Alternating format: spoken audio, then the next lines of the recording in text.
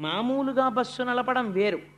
బాగా చీకటి వేళ ఒక రాత్రి 9 గంటలకో 10 గంటలకో బయలుదేరిన బస్సు మరునాడు తెల్లవారకట్ట డెస్టినేషన్కి చేరేటట్టుగా వెళ్ళే బస్సులు ఉంటాయి, ఎక్స్ప్రెస్ బస్సులు, లగ్జరీ బస్సెస్ను. అలాంటి బస్సుని నడిపేటటువంటి డ్రైవర్కు ఉండవలసిన సమర్థత వేరు. ఎందుకో తెలుసా అండి, నేను ఒకసారి అనుభవించాను నా జీవితంలో. ఒకసారి తెల్లవారుజామున 3 గంటల వేళ విశాఖపట్నం పెడుతుంటే ఆ బస్సు డ్రైవర్కి మంచి వేసవికాలం, పాపం ఆయన కూడా మనుష్యుడే కదా, కునుకొచ్చేసి కళ్ళు మూతలు పడిపోయి ఆ స్టీరింగ్ అలాగే పట్టుకుని ఉండిపోతుంటే ఆ బస్సు మెల్లగా రోడ్డు సైడ్కి వెళ్ళిపోయిన తర్వాత ఇటుపక్క కూర్చున్న ఆయన అరిచాడు, ఓయ్ బస్సు వెళ్ళిపోతాను. అతను కంగారు పడిపోయాడు. 70 కిలోమీటర్ల వేగంతో వెళ్ళిపోతున్న బస్సు రోడ్డు కిందకి దిగిపోయి ఒక పెద్ద మామిడి చెట్టు ఇంత మాను లేకపోతే ఒక పెద్ద చెరువులోకి వెళ్ళిపోయి ఆ రోజే వెళ్ళిపోవాలి మేమందరం. ఆ మానుకి గుద్దుకుని బస్సు ఆగిపోయింది. విచిత్రం ఏమిటో తెలుసా అండి, అంటే ఈశ్వరుడి రక్షణ ఎలా ఉంటుంది అన్నదానికి చెప్తాను మీకు. అప్పటిదాకా ఇలా కూర్చున్నాను నేను బస్సులో. నాకు ఈ ఈశ్వరుడు బాగా పొడుగైన కాళ్ళు ఇచ్చాడు, కొంగకిచ్చినట్టు. అందుకని నాకు బస్సు ఎక్కితే కాళ్ళతో పెద్ద సమస్య. ఇవి వాటి మధ్యలో ఇరకవు, మోకాళ్ళు నొప్పి. అందుకని ఏం చెయ్యాలో అర్థం కాక రాత్రి కదా అందరూనేమో హాయిగా పొట్టికాళ్ళ వాళ్ళు పడుకుంటారు ఆ కాళ్ళు ముందెట్టుకుని. నాకు ఆ ప్రాప్తం లేదు. ఏం చెయ్యాలో అర్థం కాక ఈ 2 కాళ్ళు పైకెత్తి మోకాళ్ళు ఎదుటి కుర్చీకి దాపెట్టుకుని ఇలా వెనక్కి పడుకున్నాను.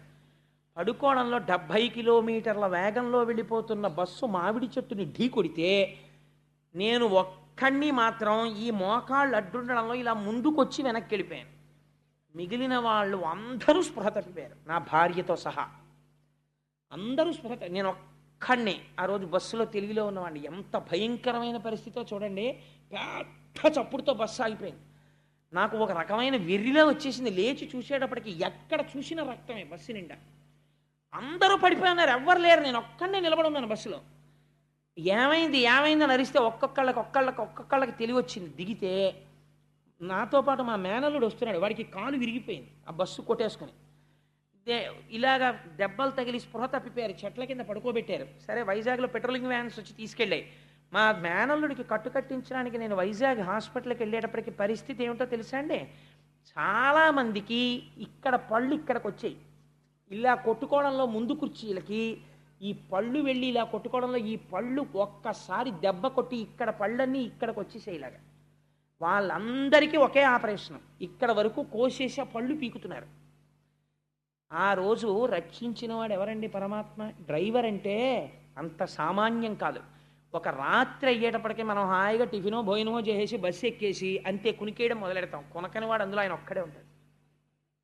ఆయన కూడా దిక్కుమాలి వీళ్ళందరూ హాయిగా పడుకున్నారని ఆయన కూడా కొంచెం ఇలా కునికాడు అనుకోండి, అయిపోయామే.